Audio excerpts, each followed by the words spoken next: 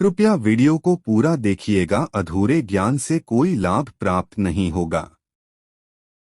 नमस्कार दोस्तों, जय श्री राम, जय सीताराम, जय जय हनुमान, जय बागेश्वर धर्म सरकार। दोस्तों, इस दिवाली हम चाहते हैं कि आपको घर खुशियों से भर जाए। धन की तंगी क्या होती है यह आपको पता ही न चल पाए, लेकिन उसके लिए आपको हमारी ये वीडियो जरूर देखनी पड़ेगी, क्योंकि आज हम आपको आपकी सबसे बड़ी भूल के बारे में बताने जा रहे हैं, जिसने आपके घर को शायद कंगाली के द्वार पर खड़ा कर दिया है। दोस्तों, यह भूल जुड़ी हुई है आपके मंदिर से। दरअसल घर के मंदिर में रखी ये 3 चीजें आपको बर्बाद कर सकते हैं। ये 3 चीजें आपके घर में माता लक्ष्मी को आने से रोक रही है। अगर आपके मंदिर में भी ये 3 चीजें रखी हुई हैं तो तुरंत इन्हें बाहर निकाल दीजिए। नमस्कार दोस्तों, स्वागत है आपका आर्या लोक पर। आगे बढ़ने से पहले वीडियो को लाइक और चैनल को सब्सक्राइब जरूर कर लें, जिससे केसरी बागेश्वर बालाजी की कृपा सदैव बनी रहे।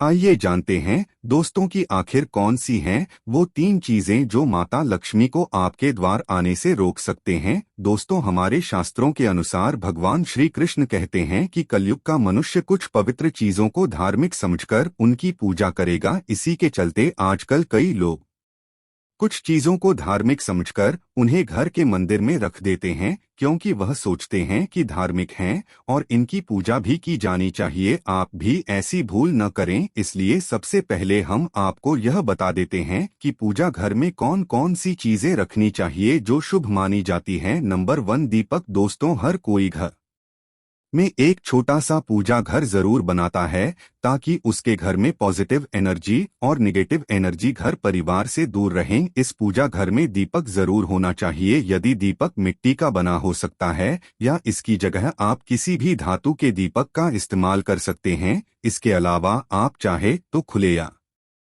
के कंधे पर गुड़ और हल्दी लगाकर की के साथ घर में धूप भी दे सकते हैं। माना जाता है कि ऐसा करने से घर में निगेटिव एनर्जी का वास नहीं रहता और परिवार में सुख समृद्धि बनी रहती है।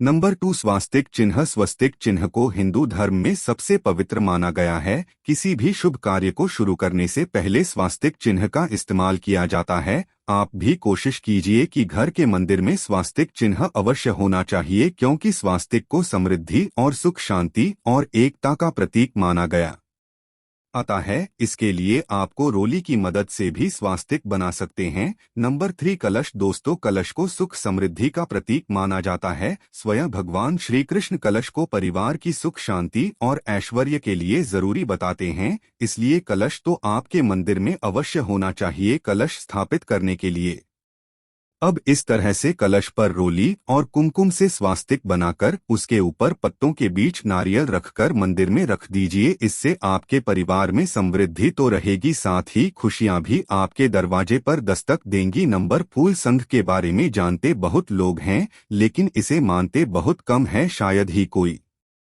जानता होगा कि संघ की उत्पत्ति समुद्र मंथन के 14 रत्नों के साथ भी थी। संघ को धर्म में पवित्र और खुद माँ लक्ष्मी का प्रतीक माना जाता है, क्योंकि माता लक्ष्मी को सुनकर अधिक प्रिय है। जिस घर के मंदिर में संघ होता है वहाँ स्वयं माता लक्ष्मी का वास होता है। इसीलिए आप भी अपने पूजा घर में संघ रखना बिल्कुल नहीं ना भूलें। ऐसा करने से माता लक्ष्मी प्रसन्न होंगी और आपके घर में सदैव सुख समृद्धि बनी रहेगी। पैसे की कमी कभी नहीं सताएगी। साथ ही संघ की ध्वनि आपके घर में सकारात्मक ऊर्जा का संचार करेगी। नंबर 5, घंटी। दोस्तों, आपने मंदिर में घंटी तो देखी ही होगी। धार्मिक मान्यताओं के अनुसार मंडी में घंटी कुछ शुभ माना जाता है। साथ ही यह भी माना जाता है कि जिस घर में पूजा के दौरान घंटी बजाई जाती है उस घर के आसपास की सभी नकारात्मक ऊर्जा घर से दूर हो जाती है। घंटी न सिर्फ आपके घर में पॉजिटिव एनर्जी है, बल्कि खुशहाली के सभी द्वार भी खोल देती है। घंटी बजाने से परिवार में एकता भी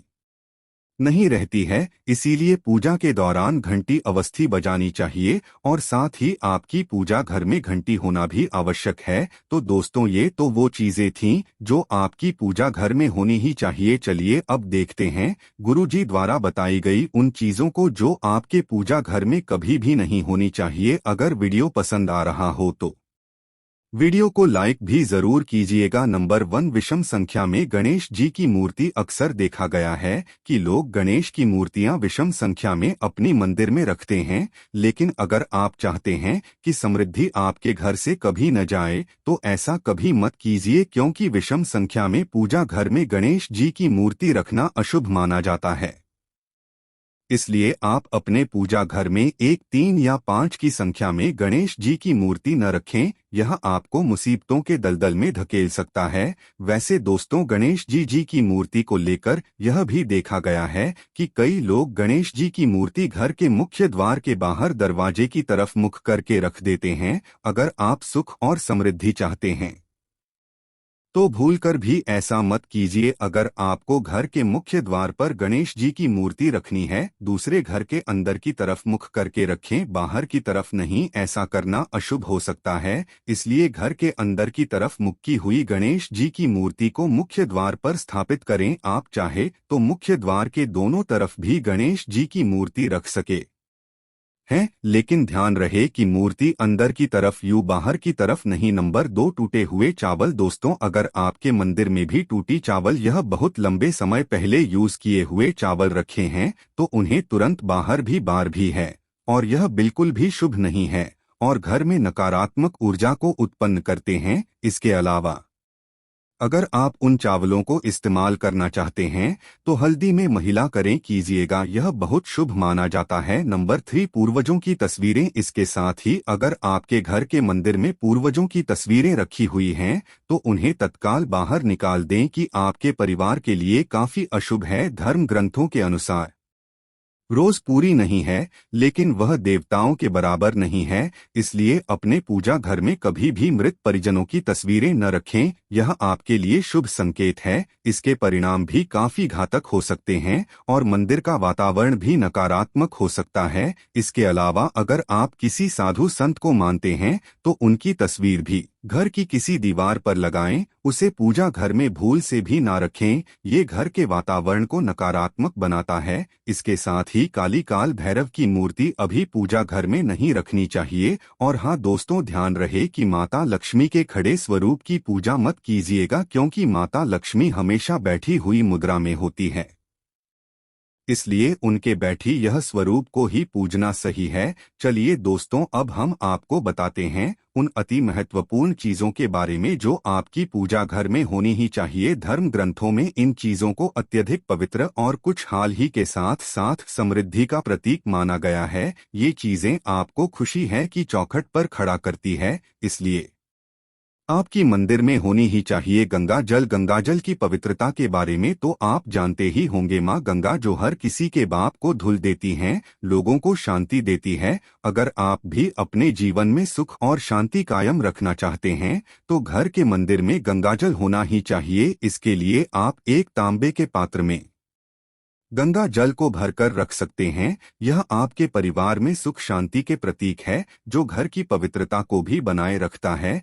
इसलिए कभी भी प्लास्टिक की बोतल या अपवित्र बर्तन जैसे स्टील या लोहे के बर्तनों में गंगाजल नहीं रखना चाहिए, यह अशुभ होता है। इसके अलावा दोस्तों, केतकी का फूल कभी भी शिवलिंग पर नहीं चढ़ाना चाहिए। तांबे के कलश में गंगाजल भरकर उसके ऊपर नारियल रखकर रोली की मदद से स्वास्तिक बनाकर उसे मंदिर में स्थापित करना चाहिए। और अगर आप मां लक्ष्मी को प्रसन्न करना चाहते हैं तो पूजा करते समय माता लक्ष्मी को कमल का फूल चढ़ाएं। माता लक्ष्मी कमल के फूल पर विराजमान रहती हैं और कमल का फूल उन्हें बेहद प्रिय होता है, क्योंकि यह कीचड़ से निकलकर भी दुनिया में खूबसूरती और पवित्रता बिखेर है। इसलिए माता लक्ष्मी की पूजा करते समय कमल का फूल जरूर चढ़ाना चाहिए। ऐसा करने से कई गुना लाभ आपको मिलेगा। दोस्तों, इस दिवाली ध्यान रहे कि आप दीपक से दीपक जलाएं। शास्त्र के अनुसार जो व्यक्ति दीपक से दीपक जलाता है वह रोगी होता है। ऐसा करने से रोग भी परिवार में पनपते हैं, इसलिए कभी भी दीपक से दीपक नहीं जलाना चाहिए। साथ ही मंदिर में एक घी का और एक तेल का दीपक जरूर जलाएं। यह आपको समृद्धि देगा। घी का दीपक दाईं तरफ और तेल का दीपक बाईं तरफ जलाने से समृद्धि बरकरार रहती है। इसके अलावा घंटा, धूप ने गंगा जल जैसी चीजों को बाईं तरफ रखना शुभ होता है। उम्मीद है दोस्तों आप यह समझ गए होंगे कि मंदिर में क्या रखना है और क्या नहीं। वीडियो पसंद आई हो तो वीडियो को लाइक करके शेयर कर दीजिए और कमेंट बॉक्स में जय श्री राम, जय बागी सुखधाम सरकार, जय हनुमान, जय श्री राम जरूरी है। साथ में हमें बताया कि अगली वीडियो में आप स्टॉक पर गूंजी आशीर्वाद लेना चाहती है। मिलते हैं अगली वीडियो में, तब तक अपना ख्याल रखें।